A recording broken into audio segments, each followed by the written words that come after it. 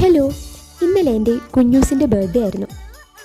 കുഞ്ഞൂസ് ആരാണെന്നുള്ളത് വലിയൊരു പ്രസക്തമായിട്ടുള്ള ചോദ്യമാണ്.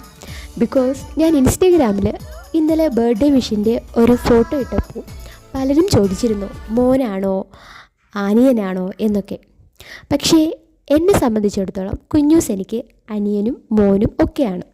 ബിക്കോസ് ഞങ്ങൾ സഹോദരങ്ങളെ പോലെ പരസ്പരം നന്നായിട്ട് ഫൈറ്റ് ചെയ്യാറുണ്ട്. ബട്ട് ഒരമ്മയെപ്പോലെ ഞാൻ അവനെ കരുതാറുണ്ട്, കൊഞ്ചിക്കാറുണ്ട്. അപ്പോൾ ബർത്ത്ഡേ ആകുമ്പോൾ ചെറിയൊരു സർപ്രൈസ് കൊടുക്കാമെന്ന് വിചാരിച്ചു.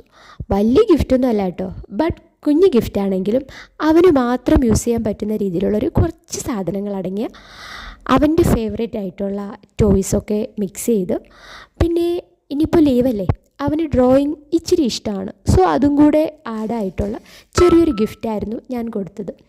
He was so happy.